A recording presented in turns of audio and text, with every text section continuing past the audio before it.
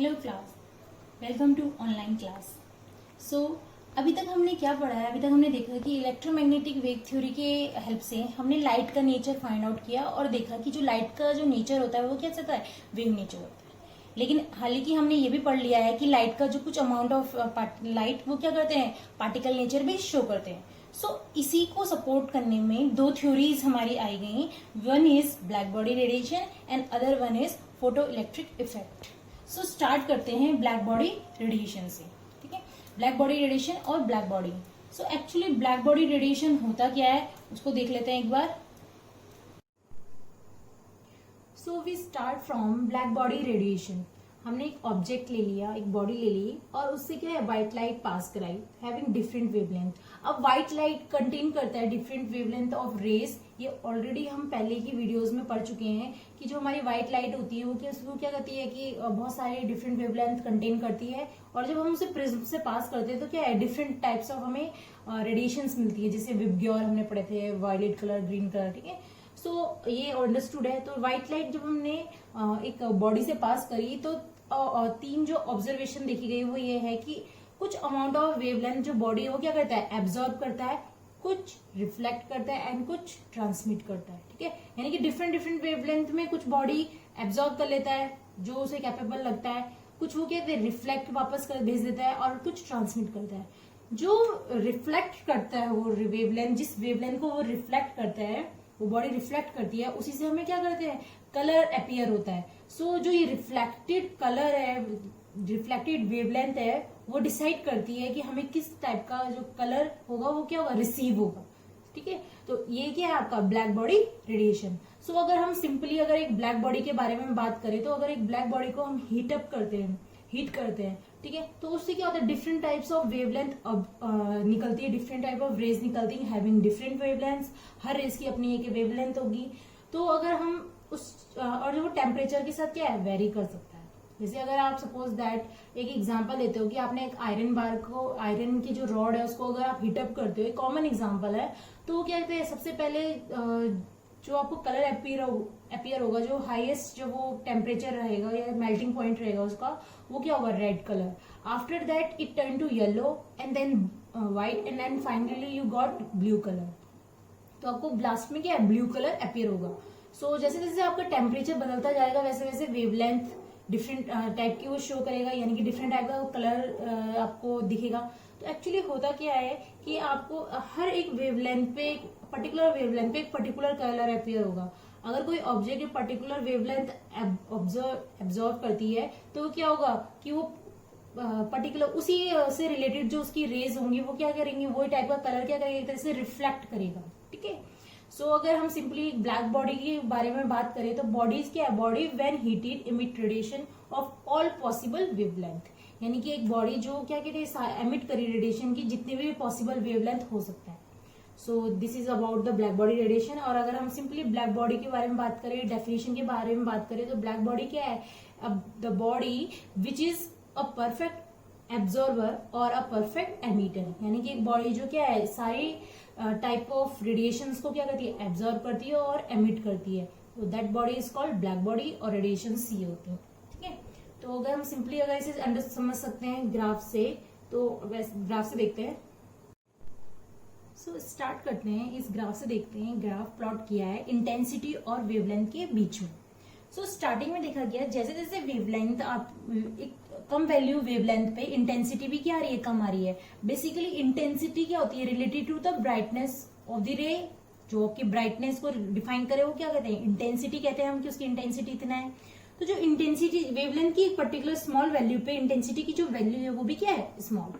जैसे जैसे वेवलेंथ की वैल्यू वेरी कर रही है वैसे वैसे इंटेंसिटी भी वेरी कर रही है। और एक ऐसा पर्टिकुलर पॉइंट आता है जहां पे वो क्या है, मैक्सिमम वेवलेंथ अटेन करता है। तो ये पॉइंट ये वाला है। तो इस पॉइंट को हम क्या बोलते हैं, लैम्डा मैक्स। यानी कि यहाँ पे वेवलेंथ उस पर्टिकुलर रे की क्या है, सबसे ज्यादा है। सो एक पर्टिकुलर वेवलेंथ को जब वो अटेन कर लेता है उसके बाद क्या है, रेज की जो इंटेंसिटी है वो क्या है, वेवलेंथ के साथ साथ जैसे जैसे वेवलेंथ बढ़ रहा है वैसे इंटेंसिटी डिक्रीज हो रही है। बट ये कभी इंटेंसिटी जीरो नहीं होगी, कुछ ना कुछ रहेगी। सो यहाँ पे बेसिकली अगर हम सिंपल बात करें तो कोई भी जैसे सपोज एक आपने ऑब्जेक्ट लिया है, ऑब्जेक्ट में क्या होता है कि आपने एक पर्टिकुलर रे डाल दी है, ठीक है। अब उस रे में वो वही कलर दिखाएगा जहां जिस कलर पे उस लैम्डा वेवलेंथ, उस लाइट की जो वेवलेंथ है वो क्या है, मैक्सिमम है, ठीक है। सपोज आपने इस बोर्ड पर कोई कलर एक रेस डाली और उस रेस से क्या हुआ है कि जिस वो रेस दिखाएगा जहां पे एक पर्टिकुलर जो उसकी वेवलेंथ है उस रे की वो क्या है, मैक्सिमम है, तो वो वही रे रिफ्लेक्ट करेगा, ठीक है। तो ये क्या है, इंटेंसिटी और वेवलेंथ के बीच का आपका वेरिएशन है। तो हम बोल सकते हैं गिवन पर्टिकुलर टेम्परेचर पे जो इंटेंसिटी है रेडिएशन की जो एमिट होती है वो इंक्रीज होती है with the decrease in wavelength, और एक वैल्यू अटेन करने के बाद वो क्या कहते हैं, start decreasing with the increase in wavelength, ठीक है। एक पर्टिकुलर वैल्यू, उस वैल्यू को हम बोलते हैं lambda max. So this is all about your black body radiation and black body. So next topic है फोटो इलेक्ट्रिक इफेक्ट। जो फोटो इलेक्ट्रिक इफेक्ट है ये क्या करता है, कंफर्म करता है लाइट का कैसा नेचर है, पार्टिकल नेचर है। तो एक तरीके से कंफर्मेशन देता है कि लाइट का एक पार्टिकल नेचर मतलब एग्जिस्ट होता है, मतलब कंफर्मेशन है, ठीक है। दो थ्योरी थी तो उसमें सेकंड थ्योरी है। सो फोटो इलेक्ट्रिक इफेक्ट क्या होता है, फोटो मीन्स और इलेक्ट्रिक मीन्स मतलब इलेक्ट्रॉन से रिलेटेड, फोटो मीन्स कुछ लाइट से रिलेटेड, तो इन दोनों का कॉम्बिनेशन यही है जो आपकी डेफिनेशन है। यानी कि it is just defined as an instant ejection of electron from a metal surface when a light of a particular frequency or wavelength is incident on it. Means अगर आपने कोई लाइट किसी मेटल के surface पे डाली तो instantaneously जो electron उस टाइम निकलेंगे मेटल के सरफेस पे एक particular type of frequency contain करेंगे, उसको क्या बोलते हैं, फोटो इलेक्ट्रिक इफेक्ट, ठीक है। यानी कि किसी कोई भी मेटल का सरफेस है उस पर लाइट का गिरना और उसी टाइम पे जो इलेक्ट्रॉन्स का एमिशन होना, उसे क्या बोलते हैं, फोटो इलेक्ट्रिक इफेक्ट। यानी कि फोटो की वजह से, फोटोन्स की वजह से, लाइट की वजह से इलेक्ट्रॉन्स का removal from the metal surface is known as photo electric effect. So अगर हमें ये एपरेटस है जिससे ये मेजर किया जाता है, फोटो इलेक्ट्रिक इफेक्ट देखा जाता है, वो इस तरीके से है कि एक मेटल का सरफेस है उस पर क्या है, लाइट एमिट हुई है, मेटल का सरफेस है, लाइट एमिट हुई है, ये आपकी ट्यूब है, कैथोड एनोड है, ये आपका एमीटर है और ये बैटरी है, ठीक है। आपको पता है बैटरी का काम क्या होता है, एमीटर का काम क्या होता है, ये आप अच्छे से फिजिक्स में पढ़ चुके हो। एमीटर करंट को आपका मेजर करता है।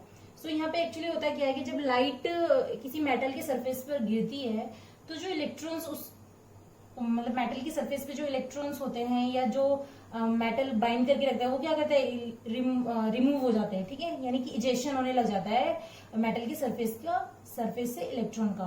तो वो जो इलेक्ट्रॉन है वो कहाँ जाते हैं, डिटेक्टर की तरफ जाते हैं। डिटेक्टर क्या कहते हैं, जब वहां से करंट फ्लो, इलेक्ट्रॉन फ्लो करता है, एमीटर में क्या वेरिएशन दिखता है, तो इसका मतलब कि कुछ ना कुछ करंट जनरेट हुआ है। इस करंट कहाँ से जनरेट होगा, जब इलेक्ट्रॉन का मूवमेंट हो रहा होगा। तो इलेक्ट्रॉन का मूवमेंट हो रहा है तो इट मीन्स कि अगर हम लाइट को अगर मेटल पे डालते हैं तो उस टाइम पे कुछ ना कुछ अमाउंट ऑफ इलेक्ट्रॉन्स के और एमिट हो रहे हैं मेटल के सरफेस पे।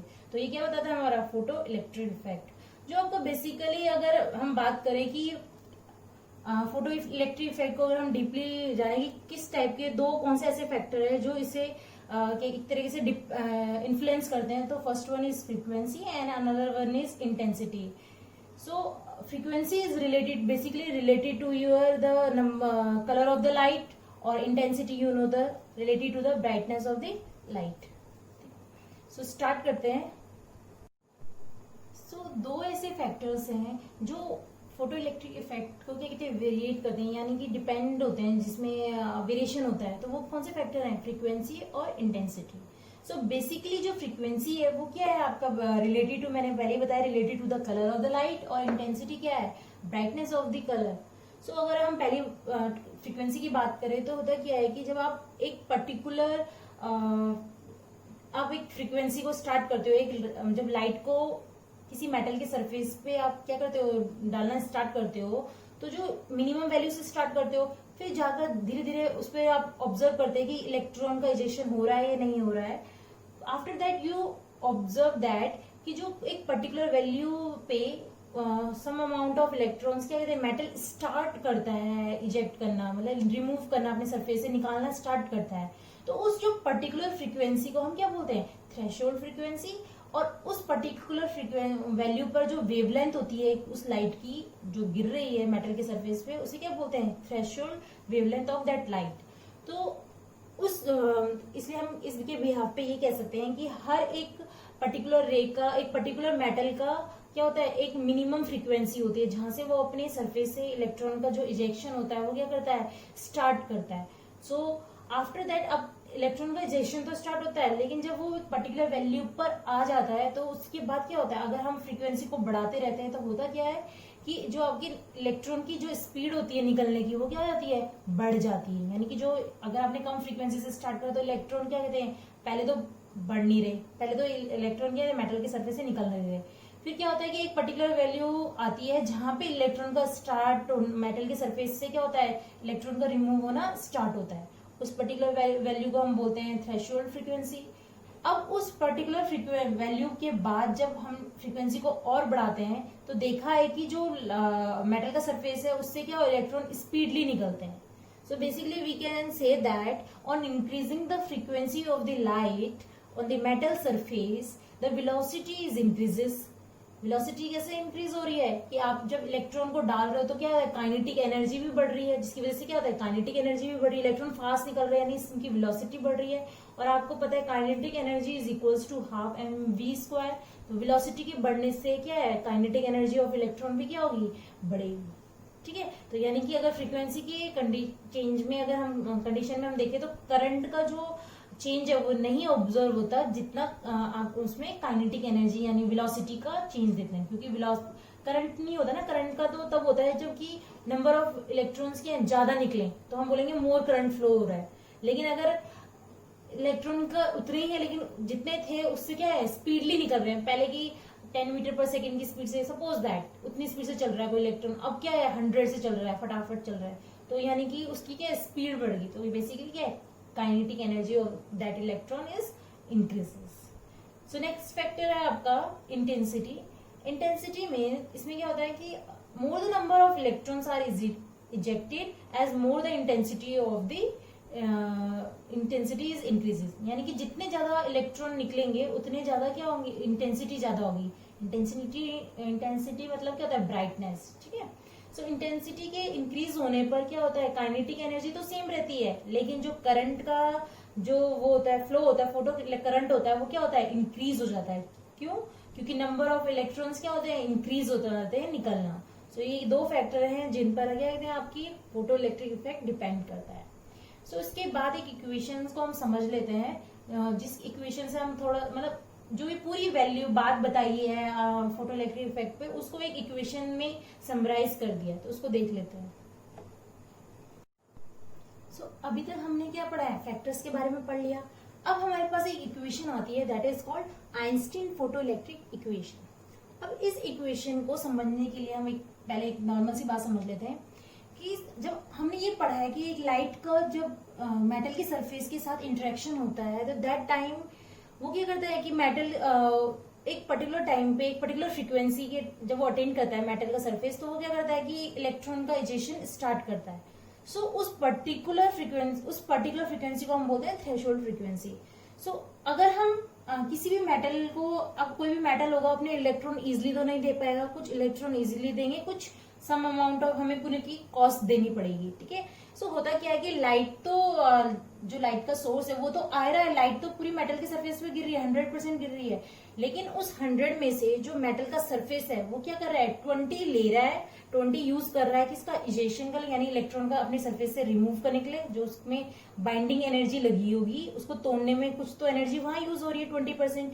बाकी जो 80% है वो कहाँ उस यूज हो रही है as a kinetic energy. Kinetic energy means speed of the electron जो हमने बात करी थी। ठीक है, सो यानी कि अब अगर हम सिंपली बात करें तो अगर हम एक सिंपल वे में बात करते हैं तो मेटल का जो सरफेस होता है वो क्या होता है, उसमें जो इलेक्ट्रॉन होते हैं वो क्या है, कुछ ना कुछ अमाउंट ऑफ एनर्जी से क्या होता है, बाइंड होते हैं, फ्रीली तो होंगे नहीं। तो जब वो 100% लाइट डाली, 100 में से आपने क्या किया कि सम 20% लाइट तो यूज कर दी उसमें से बाइंडिंग एनर्जी को क्या करने, रिमूव करने में। ठीक है, बाकी रिमेनिंग जो आपकी 80% एनर्जी है वो क्या है, यूज हुई है किसमें, एज अ काइनेटिक एनर्जी। ठीक है, तो इस इक्वेशन को हम इस तरीके से समझ सकते हैं, kinetic energy is equals to जो आपने लाइट है डाली है। अब आइंस्टीन ने एक इक्वेशन दी थी, उसने कहा था कि जो लाइट की जो फोटोन जो लाइट को एक तरीके से उसने कहा था फोटोन है, और जो फोटोन के लिए जो ये फॉर्मूला दिया था उसने दिया था is equals to h mu. ठीक है, तो h mu minus h mu not. Mu not क्या है यहाँ पे? Threshold frequency. Threshold frequency already discuss कर चुके हैं। और अगर हम सिंपली एक सिंपल वे में बात करें इसको कि तो एक एच म्यू यानी कि जो ओरिजिनल लाइट गिरी उसमें से कुछ some amount of energy use होगी as a to break the binding energy, और जो बाकी बची वो क्या है? Kinetic energy. तो जो 100 में से आपकी 20 तो यूज होगी बाइंडिंग एनर्जी में, और 10 क्या आपकी 80 क्या यूज होगी एज अ काइनेटिक एनर्जी में। तो इस इक्वेशन को क्या बोला? Einstein photo electric equation. So यहाँ पे एक और चीज इंपॉर्टेंट है समझने के लिए कि जो आइंस्टीन थे उन्होंने एक और बात बोली थी कि जो आप एक फोटोन है, each photons can eject only one electrons from the metal. यानी कि एक पर्टिकुलर फोटोन क्या करेगा? एक ही इलेक्ट्रॉन को रिमूव कर पाएगा मेटल के सरफेस। यानी कि अगर आपने उसने 100 जो फोटोन्स यानी रेज डाली है, ठीक है, जो लाइट्स गिर रही है मेटल के सरफेस से, मान लो कि उसमें 10 रेज हैं, ठीक है, 10 नंबर ऑफ रेज आ रही हैं, तो 10 नंबर ऑफ रेज में से आपको क्या है? 10 इलेक्ट्रॉन्स रिमूव होंगे। यानी कि एक पर्टिकुलर फोटोन से क्या होगा? एक particular electron from the metal surface क्या होगा? रिमूव होगा। सो ये क्या है आपका? This is all about your photo electric effect. अब यहाँ पे एक और चीज समझने वाली है, वो क्या है? Stopping potential. स्टॉपिंग पोटेंशियल का मतलब क्या होता है कि जहां पर आपने इलेक्ट्रॉन की जहां पे वेलोसिटी 0 हो जाती है उस वैल्यू को हम क्या बोलते हैं? Stopping potential. उसे वी नॉट से डिनोट करते हैं, कैपिटल वी नॉट। ठीक है, अब स्टॉपिंग होता क्या है कि एक तरफ आपने कैथोड रख रखा है, एक तरफ एनोड का रखा है। जब कैथोड से एनोड की तरफ इलेक्ट्रॉन रिमूव मतलब मूव करता है तो बीच में क्या एक रिवर्स वोल्टेज अप्लाई कर रखी है। रिवर्स वोल्टेज क्या करता है कि जो इलेक्ट्रॉन नेगेटिव इलेक्ट्रोड की तरफ जा रहा है उसको क्या करता है? एक तरीके से स्टॉप करने की कोशिश करता है, उसका डायरेक्शन रिवर्स करने की कोशिश करता है। ठीक है, अब डिटेल में आप फिजिक्स में पढ़ोगे ये चीजें। तो होता क्या है कि जब इलेक्ट्रॉन आगे जाता है तो एक पर्टिकुलर पॉइंट पे जहां पे उस इलेक्ट्रॉन की जो वेलोसिटी वो क्या हो जाएगी? 0 हो जाएगी। उस पर्टिकुलर वैल्यू को, उस पर्टिकुलर पोटेंशियल को हम क्या बोलते हैं? Stopping potential. ठीक है, सो ये this is all about your photo electric effect. और यहाँ से ये प्रूव हो गया कि जो आपका लाइट है उसका नेचर कैसा है? लाइट का नेचर कैसा है? दोनों वेव भी है और पार्टिकल, लेकिन फोटो इलेक्ट्रिक इफेक्ट से हम पार्टिकल नेचर को एक्सप्लेन कर पाए। ठीक है, तो यहाँ पे इंपॉर्टेंट है ये सब चीजें समझने के लिए।